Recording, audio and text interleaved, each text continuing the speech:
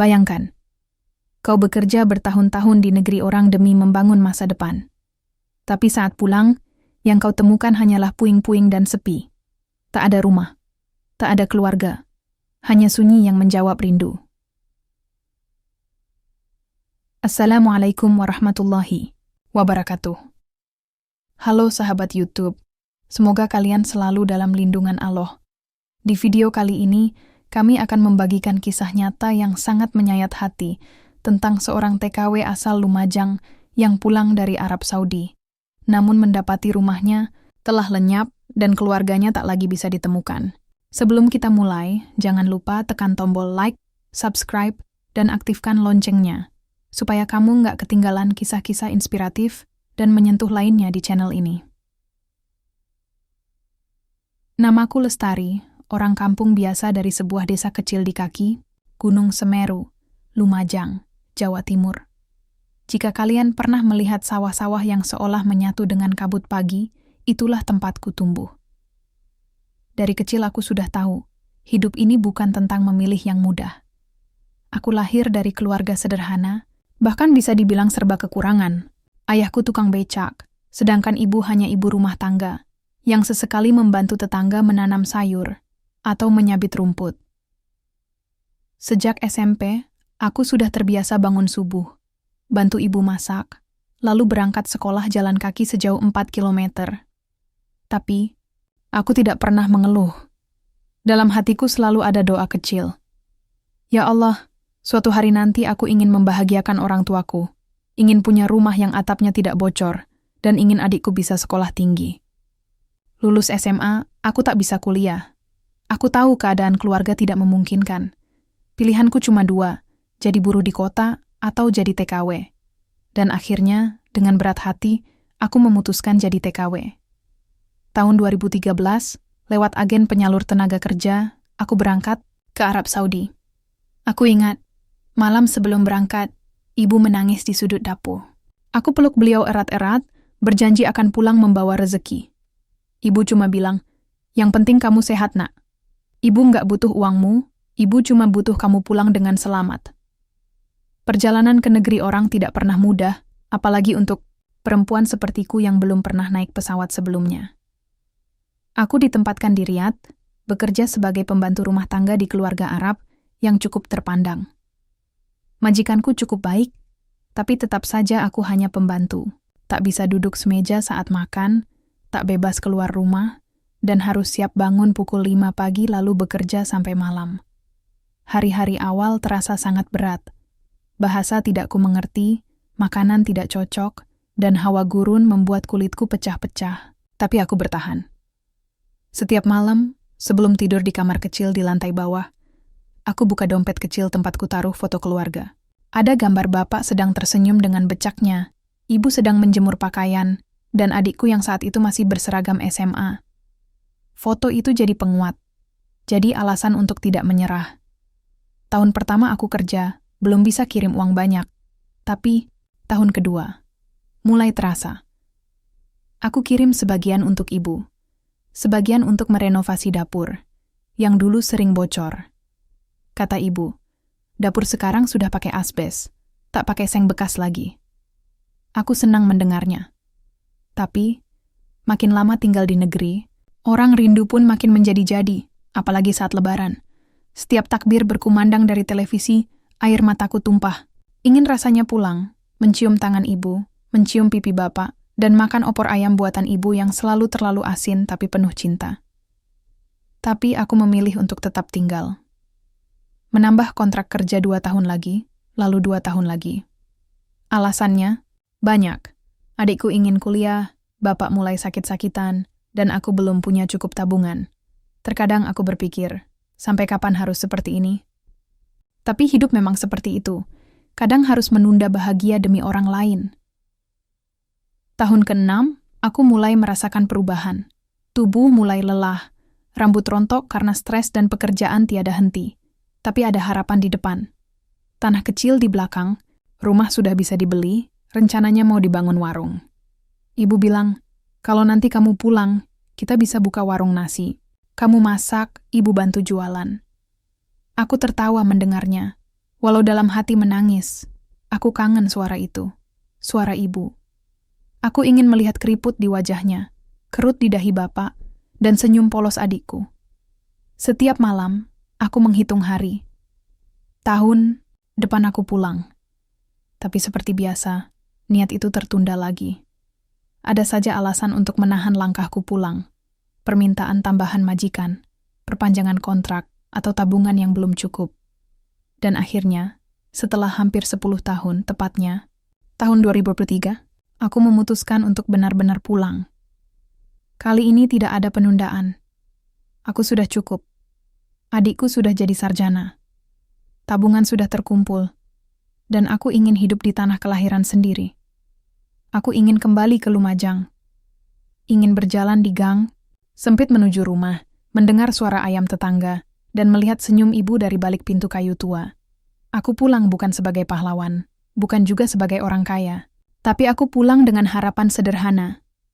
Ingin memeluk keluargaku, ingin melihat rumahku masih berdiri, dan ingin memulai babak baru dalam hidupku. Tapi aku tidak tahu bahwa saat pesawatku mendarat dan langkah kakiku kembali menyentuh tanah, air yang menyambutku bukan tawa dan pelukan, tapi sunyi dan kehampaan. Hari itu, langit juanda sedikit mendung ketika aku menjejakkan kaki kembali di tanah air. Hiruk-pikuk bandara, suara pengumuman di pengeras, dan aroma khas Indonesia membuat dadaku sesak oleh rindu yang lama kupendam. Aku tarik napas panjang, menyambut bau tanah yang tak pernah kutemui selama 10 tahun. Dengan koper kecil yang sudah lecet, aku melangkah keluar.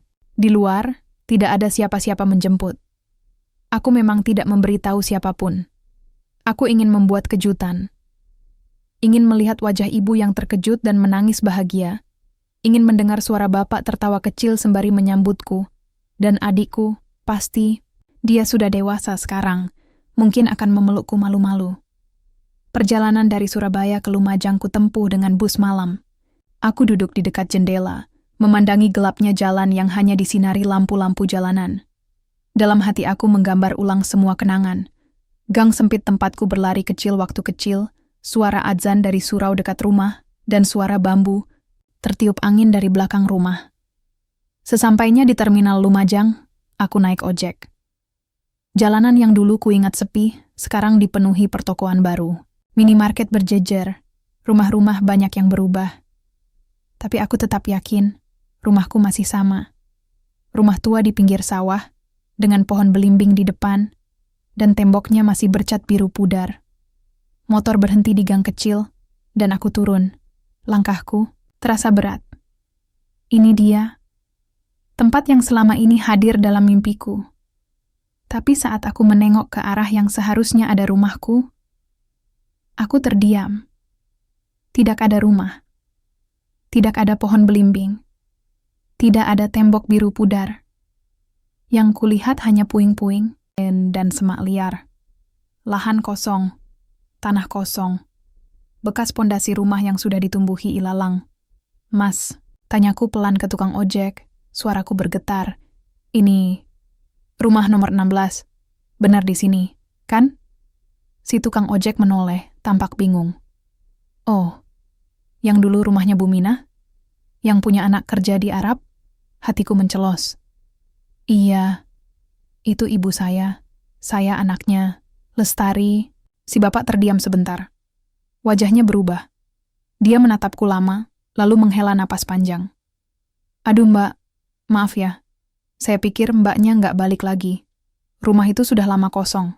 Dirobohkan 2 tahun lalu. Aku hampir tak percaya. Suara di sekitarku mendadak hening. Aku tatap lagi lahan kosong itu. Tak ada jejak. Tak ada tanda. Hanya tanah mati yang sepi. Orang tua saya, ibu saya, kemana pak? Tanyaku dengan suara bergetar. Si tukang ojek menunduk. Bapak mbak, sudah wafat 4 tahun lalu. Sakit keras. Waktu itu sempat dirawat di puskesmas. Ibunya, katanya ikut sama saudara jauhnya di Jember. Tapi sudah lama nggak kelihatan. Aku menggigit bibir. Dadaku terasa sesak. Ingin rasanya, aku rebah di tanah itu, menangis sejadi-jadinya. Tapi aku hanya berdiri diam. Tanganku gemetar memegang koper. Adik saya? Rio? Adik saya masih ada, kan? Tanyaku lirih. Si tukang ojek menggeleng pelan. Adik Mbak dulu sempat kerja di Malang. Terus kabarnya merantau ke Kalimantan. Tapi sudah lama nggak pulang. Dunia serasa runtuh. Aku berjuang 10 tahun di negeri orang. Menahan lapar, menangis dalam sepi, bekerja tanpa henti. Semua demi rumah ini, demi keluarga ini. Tapi sekarang, semuanya hilang. Rumahku hilang. Orang tuaku tak ada. Adikku entah kemana. Aku berdiri di tanah kosong itu selama beberapa menit. Angin sore bertiup pelan, membawa debu dan kenangan yang berserakan. Tak ada yang menyambutku. Tak ada senyum ibu. Tak ada tawa bapak. Tak ada pelukan hangat. Yang ada hanya tanah yang bisu. Terima kasih, Pak. Kataku akhirnya pada tukang ojek. Bapak bisa tinggalkan saya di sini. Si bapak tampak ragu, tapi akhirnya mengangguk dan pergi. Aku duduk di pinggir jalan, menatap langit yang mulai gelap. Dari dalam koper, aku ambil dompet kecil yang masih menyimpan foto keluargaku. Aku peluk erat-erat foto itu, seakan bisa menarik kembali semua yang hilang. Air mataku tumpah. Bukan karena aku lemah, tapi karena aku terlalu kuat menahan semua luka, dan kini tak ada lagi yang bisa kutahan. Malam turun perlahan. Aku masih di sana, sendirian. Di tempat yang dulunya rumah, di tanah yang seharusnya menjadi tempatku pulang. Langit masih mendung saat aku menginjakkan kaki di stasiun Jember keesokan harinya. Semalam aku tidur di mushola kecil dekat Pasar Lumajang, beralaskan jaket dan beralun isak tangis yang tak sempat kulepaskan kemarin. Pagi itu, aku putuskan satu hal, aku harus mencari ibu. Meskipun entah di mana, meskipun kabar tentangnya sudah samar, hatiku menolak untuk diam. Hatiku menolak untuk menyerah. Satu-satunya petunjuk datang dari perkataan tukang ojek kemarin. Katanya ibu ikut saudara. Jauhnya di Jember. Aku tak tahu siapa persisnya. Aku tak tahu alamatnya. Tapi aku tahu nama perempuan yang sering disebut ibu dalam surat-suratnya dulu. Bu Murti. Nama yang selalu hadir ketika ibu menulis. Kalau ibu kenapa-kenapa, hubungi Bu Murti ya, Tari. Dulu aku tak pernah menyangka bahwa satu kalimat itu akan menjadi petunjuk hidup mati hari ini. Dari stasiun, aku menumpang becak menuju Pasar Tanjung. Di tengah keramaian, aku mencoba bertanya kepada satu persatu penjual sayur, penjual nasi, siapa saja yang bisa kutemui. Bu, kenal Bu Murti. Katanya tinggal di sekitar sini. Kebanyakan menggeleng. Ada yang tidak tahu. Ada yang memicingkan mata dan balik bertanya. Bu Murti yang jual jamu? Yang anaknya kerja di Bali? Aku hanya mengangguk ragu. Sampai akhirnya, seorang ibu tua, penjual pecel berkata pelan, kalau Murti yang dulu pernah tinggal di Gang Sukun, mungkin saya tahu, tapi dia sudah pindah. Sekarang tinggal di rumah kontrakan di belakang lapangan sekolah, sendirian. Aku mengangguk dengan cepat, mataku mulai berkaca-kaca. Boleh saya minta tolong tunjukkan jalannya, Bu? Ibu itu tersenyum. Kamu anaknya Bu Minah ya? Aku kaget. Iya, Bu. Saya Lestari. Ibu itu menepuk bahuku pelan. Ibu kamu sering cerita tentang kamu. Dulu waktu dia baru pindah ke Jember, tiap sore duduk di warung sini, bercerita tentang anaknya yang kerja. Jauh, katanya tabungannya disuruh simpan buat bangun rumah. Hatiku menghangat. Rasa sesak kemarin sedikit terbuka. Ibu masih memikirkan aku. Bahkan mungkin setiap hari. Setelah beberapa menit berjalan, aku sampai di depan sebuah rumah kecil berwarna hijau kusam. Dindingnya dari papan dan di bagian sampingnya tampak jemuran yang penuh baju-baju pudar. Ada sepeda tua di terasnya. Hatiku berdetak lebih kencang. Apakah ini rumah tempat ibu sekarang? Aku melangkah pelan. Kupukul pelan pintu kayu itu. Assalamualaikum. Tak ada jawaban, tapi aku mendengar suara dari dalam, langkah kaki yang pelan, seperti seseorang yang berjalan dengan tertatih. Pintu terbuka, dan di balik pintu itu berdiri sosok perempuan tua dengan rambut penuh uban, mengenakan daster lusuh dan mata yang tampak sayu. Tapi begitu melihatku, ia menatap lekat-lekat. Mataku basah seketika. "Bu," bisikku. Perempuan itu menutup mulutnya, menahan napas, lalu berkata dengan suara gemetar, "Tari." Aku tak bisa lagi menahan air mata. Aku peluk tubuh kurus itu erat-erat. Ibu juga menangis. Pelukannya lemah, tapi penuh rindu. Tubuhnya jauh lebih kecil dari yang kuingat. Punggungnya bungkuk, tapi aroma tubuhnya masih sama. "Bau ibu. Aku pulang, Bu. Maaf, aku telat. Maaf." Ibu menangis makin keras. Suaranya lirih, tapi penuh luka. "Ibu kira kamu nggak akan pulang. Ibu udah nyerah." Kami duduk di dalam rumah yang hanya memiliki satu kamar, satu ranjang tua, dan dapur kecil. Di dindingnya tergantung kalender tahun lalu. Di sudut ada tas rajutan dengan sulaman huruf T. Rupanya ibu menyulam namaku. Kami bercerita semalaman. Ibu bilang, setelah bapak meninggal, rumah terpaksa dijual karena utang. Tak ada kabar dariku selama 3 tahun terakhir, karena surat-suratku rupanya tak pernah sampai. Aku sempat berpindah majikan dan tak bisa mengirim kabar. Setiap hari ibu duduk di teras, nunggu tukang pos lewat, berharap ada kabar dari kamu, suara ibu parau. Tapi nggak pernah ada. Ibu kira kamu marah. Aku memeluk ibu lebih erat. "Enggak, Bu. Aku juga nggak bisa kirim kabar. Aku kerja di tempat yang dikunci. Semua dokumen diambil. Aku hidup kayak tawanan." Ibu menangis. Matanya merah. Ibu doa terus tiap malam, minta Allah jaga kamu. Ternyata hari ini doa itu dikabulkan. Kami berdua saling menggenggam tangan. Dua perempuan yang lama terpisah oleh nasib dan waktu. Tapi malam itu, kami kembali utuh.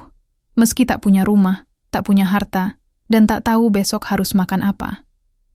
Tapi satu hal pasti, aku pulang. Dan ibu masih hidup. Itu cukup untuk membuat dunia yang hancur kemarin mulai terasa bisa dibangun ulang. Hari-hari berikutnya terasa seperti membuka lembaran baru dalam hidup, tapi bukan lembaran putih yang bersih, lebih seperti kertas bekas terbakar yang masih bisa ditulisi di sisi lain. Hidup kami mulai dari nol, bahkan bisa dibilang dari minus. Kami tak punya tabungan. Sisa uang hasil kerjaku di Arab tinggal beberapa ratus ribu. Uang yang seharusnya menjadi awal membangun rumah impian, kini hanya cukup untuk beli beras, minyak, dan telur. Tapi di balik semua itu, ada satu hal yang kami miliki kebersamaan. Setelah bertahun-tahun terpisah, bisa makan bersama ibu di atas lantai dengan alas daun pisang saja, sudah membuatku merasa seperti duduk di meja makan restoran bintang 5. Pagi-pagi sekali, aku dan ibu akan bangun untuk salat subuh bersama. Setelah itu, ibu biasanya menjerang air dan membuat teh tubruk. Sementara ia duduk di beranda menatap langit pagi, aku membersihkan halaman kontrakan yang sempit itu. Ada pohon mangga kecil yang daunnya selalu gugur tiap malam. Aku menyapunya dengan sapu lidi yang mulai rompal. Ibu menatapku sambil tersenyum. "Tari sekarang beda ya? Lebih kuat, lebih dewasa." Aku balas tersenyum, tapi ada luka kecil dalam senyumku. Tapi tetap belum bisa bahagiain ibu seperti janji Tari dulu. Ibu meraih tanganku. "Bisa. Ibu bahagia kamu pulang. Lebih dari cukup. Rumah, uang, semua bisa dicari. Tapi anak nggak bisa diganti." Kata-katanya seperti pelukan bagi batinku yang lelah. Aku tahu, kami tak punya apa-apa sekarang, tapi setidaknya aku punya alasan untuk terus berjalan. Dan alasan itu duduk di sampingku setiap pagi, menyeduh teh, dan menyenandungkan sholawat kecil dengan suara serak. Aku mulai mencari kerja. Tapi di usiaku yang sudah lewat 30, dengan ijazah SMA dan tanpa pengalaman kerja formal di Indonesia, tak mudah. Aku sempat mencoba melamar sebagai kasir, tapi selalu ditolak karena sudah ada yang lebih muda. Pernah juga aku ikut teman baru untuk jadi asisten rumah tangga. Tapi gaji per hari hanya cukup untuk ongkos dan makan. Akhirnya, aku memutuskan untuk menjual kue basah. Resepnya ku dapat dari pengalaman bekerja di dapur majikan selama di Arab. Aku mencoba membuat kue bolu kukus, klepon, dan kue lapis, lalu menitipkannya ke warung-warung sekitar kampung. Untungnya, ibu masih kuat membantu. meskipun tangannya gemetar jika memotong adonan. Tiap pagi jam 3, kami mulai produksi. Dapur kecil kami penuh uap dan wajan panas. Kadang kami tertawa saat adonan gagal mengembang. Kadang kami menangis diam-diam ketika dagangan tak laku. Tapi selalu, kami saling menguatkan. Kalau gagal hari ini, berarti besok kita lebih ahli, kata ibu suatu pagi sambil menghapus keringat. Dalam seminggu, dagangan kami mulai dikenal. Ada satu warung yang selalu kehabisan. Pemiliknya bahkan menawarkan untuk menampung lebih banyak jenis kue. Lalu seorang ibu di pengajian ibu memesan untuk acara arisan. Dan dari situ, perlahan, usaha kami tumbuh. Setiap sore, aku bersepeda mengantar kue. Kadang aku lelah, tapi melihat wajah ibu yang menyambutku di teras, membawa segelas teh hangat dan berkata, "Alhamdulillah kamu pulang dengan selamat, rasa capekku hilang." Malam hari kami sering berbagi cerita. Tentang masa kecilku, tentang masa mudanya. Ibu pernah bercerita, dulu ia ingin jadi guru, tapi tak sempat sekolah tinggi. Makanya ibu dulu semangat banget kirim kamu sekolah, katanya. Aku merasa bersalah. Tapi aku malah kerja jadi TKW. Ibu tersenyum. Kamu kerja, tapi kamu tetap belajar. Belajar hidup. Belajar jadi manusia kuat. Itu lebih penting dari sekadar gelar. Dalam kesederhanaan, ibu selalu punya cara membuatku merasa berarti. Tapi hidup tak selalu mulus. Suatu malam, ibu jatuh di kamar mandi. Lututnya bengkak. Aku panik. Aku bawa ke puskesmas dengan pinjaman uang dari tetangga. Kata dokter, lututnya radang sendi. Harus istirahat, tak boleh banyak berdiri. Itu artinya, aku harus kerja sendiri. Seminggu pertama aku kewalahan. Produksi kue sendirian membuatku kurang tidur. Tapi aku tak mau mengeluh. Karena aku tahu, ibu juga tak pernah mengeluh saat mengurusiku dulu waktu kecil. Aku juga mulai belajar lewat ponsel butut milik teman. Menonton video tentang pemasaran online, membuat akun media sosial, belajar foto makanan, dan memposting daganganku.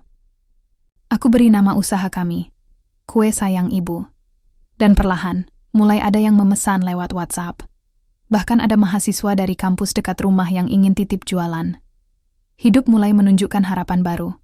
Aku dan ibu akhirnya bisa menabung lagi.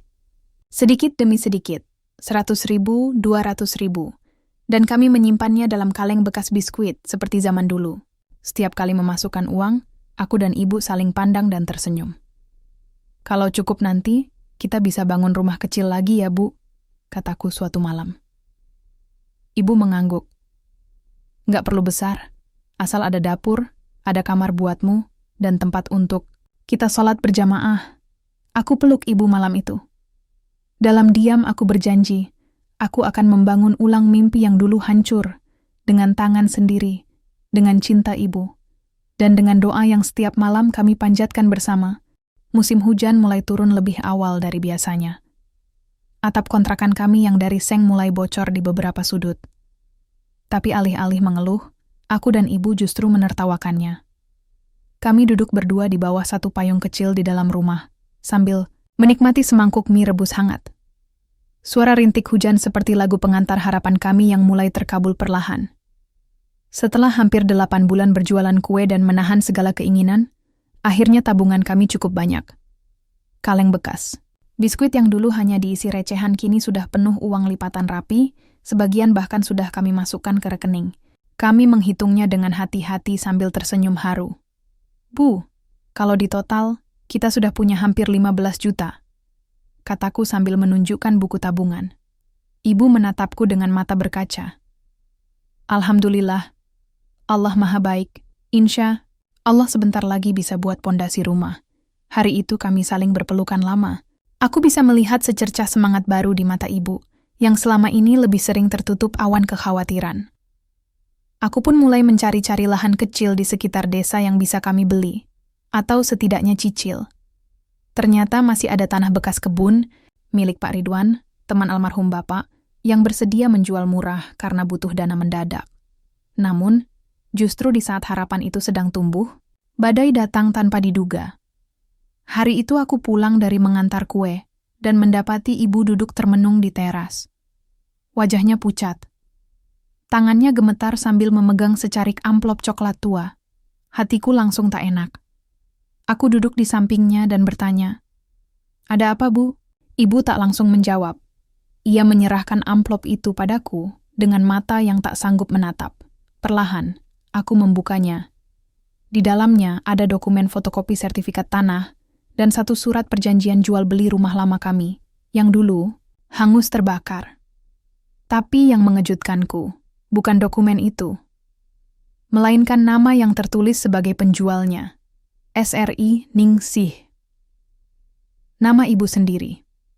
Dan tanggal perjanjiannya adalah setahun sebelum aku pulang dari Arab. Aku memandang ibu dengan bingung.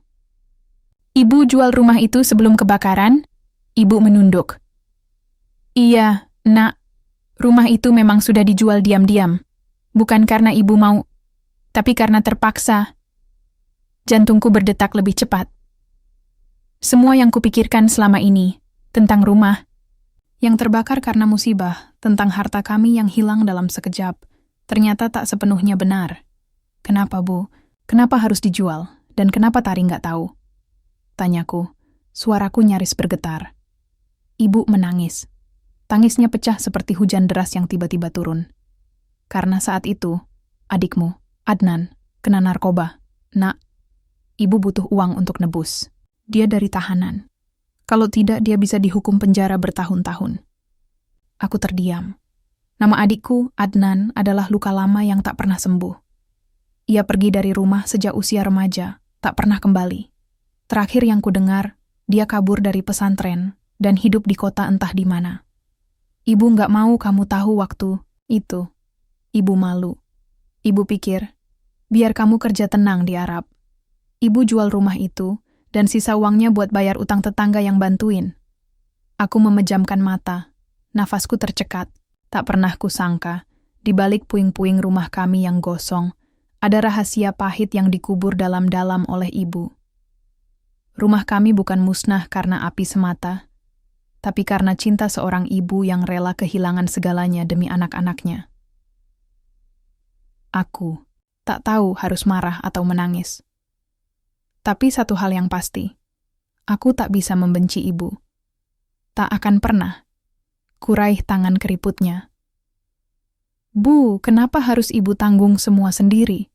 Kenapa nggak bilang ke Tari?" Ibu menggeleng pelan.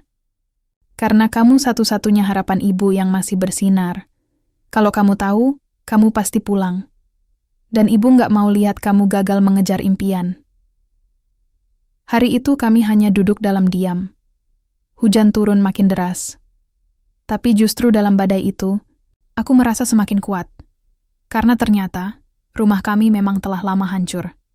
Tapi hati ibu tetap jadi pondasi paling kokoh dalam hidupku.